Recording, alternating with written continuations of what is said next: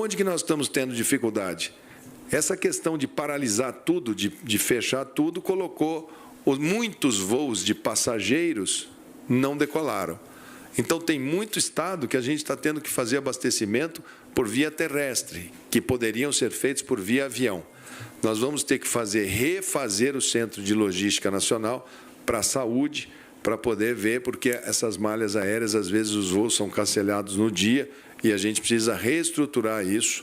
Já conversei com o ministro Tarcísio para que ele reveja uma logística para a saúde, já que isso também faz parte de todo esse quadro desta doença, dessa situação. Quando a gente fala em fragmentação, quando a gente fala em vários setores que são afetados, os hospitais são afetados, os ventiladores são afetados, a logística também é afetada. A economia, que está tão em voga essa discussão, daqui a pouco eu vou falar sobre ela, também é um dos pontos que merecem atenção. Então, o Gabardo vai me colocar aqui a respeito do EPI. Também um segundo assunto que eu percebi logo na segunda-feira, foi que eu expliquei para todos os estados, expliquei para toda a empresa. E aí vem a questão da quarentena. Como é que isso funciona? A quarentena é um mecanismo que a gente lança a mão quando a gente tem uma doença infecciosa, como é o caso dessa, cuja transmissão seja fácil, como é o caso dessa, que nós não tenhamos sistema imunológico, como é o caso dessa, aonde nós possamos ter consequências de muita letalidade ou consequência de uso em paralelo intenso do sistema de saúde, que é o caso dessa. A última vez que o Brasil fez uso de quarentena por saúde foi em 1917, a época da gripe espanhola, há exatamente 103 anos atrás. Então, é normal, faz parte desta situação. Quando se fala em quarentena, nós errarmos ou calibrarmos ou fazermos projeções e momentos um pouco fora e questionáveis por A, por B ou por C. Então, vamos lá, se nós estamos começando o processo, nós estamos iniciando a curva, nós temos que ter muita calma, porque a quarentena é um remédio extremamente amargo, extremamente duro, e vai ter a hora que a gente vai precisar usar.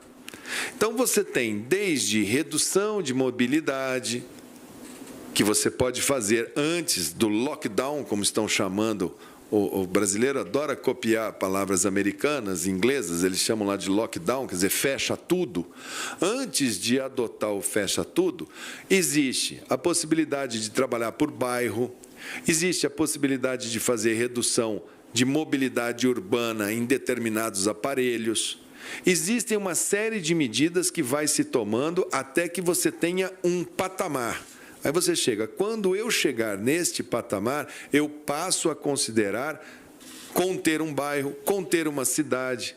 Nós saímos praticamente do início dos números para praticamente um efeito cascata de decretação de lockdowns em todo o território nacional em paralelo, como se nós estivéssemos todos em franca epidemia.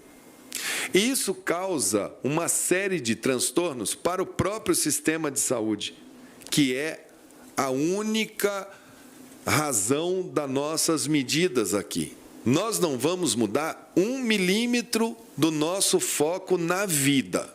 Nós vamos focar na vida durante todo esse tempo.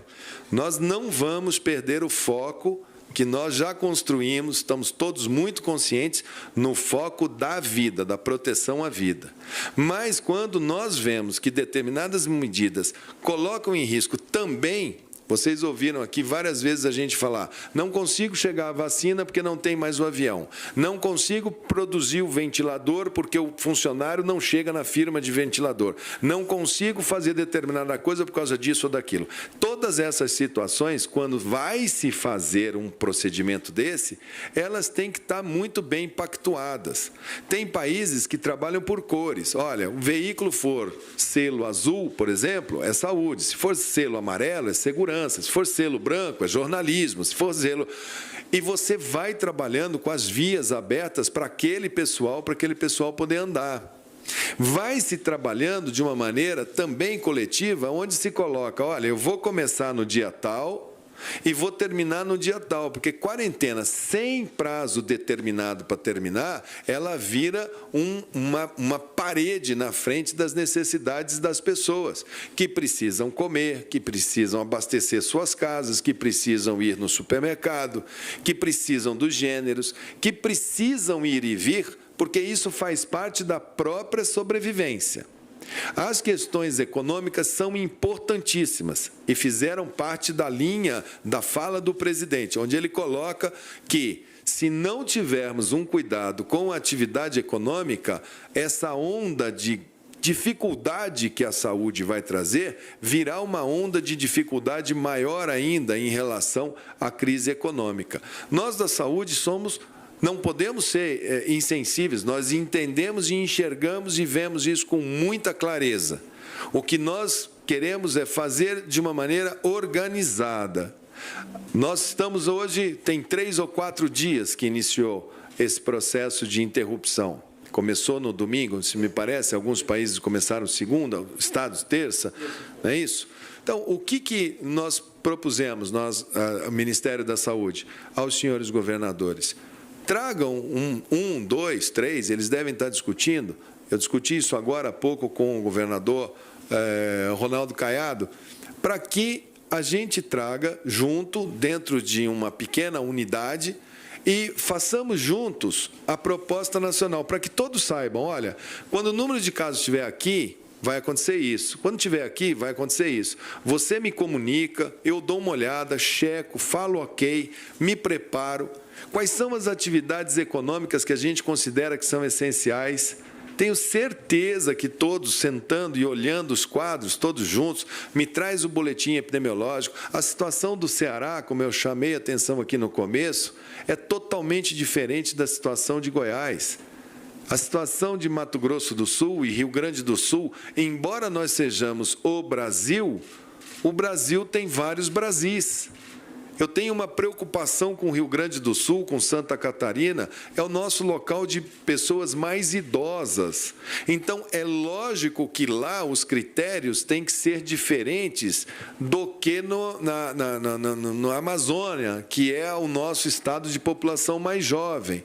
Tudo isso a gente tem aqui métrica e a gente pode e deve fazer juntos. A gente não vê, e eu sei que muita gente falou, hoje especularam, o ministro vai sair, o ministro não vai sair. Eu vou deixar muito claro, eu saio daqui na hora que acharem que eu não devo trabalhar, que o presidente achar, porque foi ele quem me nomeou, ou se eu estiver doente, que é possível, eu ter uma doença, ou num momento em que eu achar que esse período todo de turbulência já tenha passado e que eu possa não ser mais útil. Nesse momento de crise agora, eu vou trabalhar ao máximo, a equipe está todinha focada, nós vamos trabalhar com critério técnico, sempre. Queremos que a gente repasse determinadas estruturas que possam e devem e têm que ser feitas por um comitê muito mais alargado do que o da saúde. Tenho certeza que esse comitê vai achar boas soluções para a economia em tempos de problemas de saúde, vai achar boas soluções para a logística, boas soluções para a cultura, boas soluções para uma série de atividades que são essenciais na vida da gente. Não tem como a gente chegar e falar assim, um chaveiro não é essencial. Se você precisar entrar numa casa e ela estiver fechada e você estiver sem a chave, só um chaveiro poderá resolver o seu problema naquele momento. Então, a essencialidade das medidas, a capacidade desse país respirar, porque a saúde só pode funcionar quando gera riqueza. Eu sou de um estado agrícola, nós temos uma safra para colher, uma safra daqui a pouco para plantar, e sem alimento, não adianta a gente fazer luta, porque quem está segurando a economia desse país é o agro. Então, a gente precisa também pensar em tudo isso, e eu vejo nesse sentido a grande colaboração da fala do presidente. Chamar a atenção de todos que é preciso pensar na economia. A maneira como nós vamos fazer isso será juntos. Nós vamos construir juntos. Não só a equipe dos governadores, como os representantes, provavelmente, de um prefeito, mas, enfim, nós vamos fazer juntos com os inúmeros ministros de Estado que participam dessa força-tarefa que acomete a todos, todos. Não há um ministério que não tenha as suas peculiaridades. Tenho total informação aqui sobre, por exemplo, segurança, necessidade de EPIs, também para aqueles que zelam pela segurança.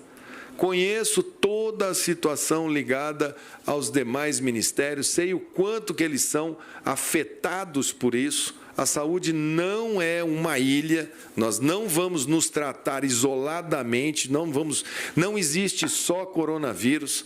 Nós temos um sistema de saúde que tem que trabalhar. Eu tenho recebido médico fechando consultório de ginecologia, consultório de pediatria, clínicas de ultrassonografia, laboratórios de análises clínicas. A vida continua, outras doenças acontecem, as pessoas têm que ser atendidas, as pessoas têm dor de dente, as pessoas têm necessidades, as pessoas estão em tratamento. As coisas continuam, os arquitetos têm que trabalhar, têm que projetar. Nós entendemos tudo isso. Então, o Ministério da Saúde vai procurar agora, com essas equipes dos governos, que foram muito assimétricas, tomaram medidas assimétricas, talvez pela aquela necessidade de, naquele momento, naquele clima, da maneira como estava o comportamento da nossa população. Enquanto o Ministério da Saúde passou aqui o mês de janeiro, de fevereiro, de março, recomendando, orientando, pedindo para as pessoas parece que a ficha não caía. Estava todo mundo numa praia, estava todo mundo andando para lá e para cá, todo mundo em bar, todo mundo bebendo, todo mundo achando graça, fazendo piada. E não é o momento de fazer piada, embora a gente seja muito bem-humorado no Brasil, o momento agora é da gente olhar, reconhecer, ter calma, todo mundo sentar na mesa, não tem partido político, não tem A, B, C ou D, tem nós, povo brasileiro, nós vamos ser profundamente, cada vez mais focados no trabalho que a gente tem que fazer. Não tem ninguém nessa equipe aqui que não saiba o tamanho do problema, a gravidade do problema, as ações que a gente tem que tomar, como informar a população. Já falamos que teremos dias difíceis, semanas duras, vamos ter agora a nossa subida de casos. Temos a maior metrópole da América Latina, São Paulo. Sabemos das nossas dificuldades hospitalares, sabemos que no final essa contaminação por esse vírus vai chegar num ponto de equilíbrio e vai passar. Sabemos que isso deve ter acontecido na China num número astronômico de casos, astronômico, que por algum motivo ficou embaixo do tapete, e é isso que fez com que todo mundo ficasse aguardando, porque passou-se a percepção de que eram poucos casos. É isso que leva a Índia ontem a fazer uma quarentena de 1,3 bilhão de pessoas. É isso que leva a Inglaterra a parar a Inglaterra. É isso que leva a Espanha a estar com a dificuldade, com o sistema colapsado, que é aquilo que vocês têm visto, pessoas em ringue de patinação servindo de câmara fria. É isso que leva Nova York. A prefeitura está extremamente preocupada com a capacidade do sistema de saúde de Nova York não aguentar, e é isso que vai trazer para nós. E não será culpa de A, de B ou de C, será a nossa história. E talvez ao término dessa história a gente saia maior para poder dialogar e ver que não dá mais para a gente não ter saneamento, não dá mais para a gente ter favela, habitação inadequada e achar que aquilo é uma cultural, que aquilo é uma comunidade cultural. Não é, aquilo são pessoas. Não dá para a gente ter o sistema de transporte hiperlotado que a gente tem e achar que aquilo é cultural, que aquilo é assim mesmo, que é o jeitinho brasileiro. A gente vai ter que sair disso sem vencedor, sem perdedor. Sem ataque, sem apontar dedo para A, para B ou para C. A gente vai ter que sair disso e depois de enfrentar essa situação, aí um grande debate para saber como evitar como se preparar, como conduzir melhor os destinos desse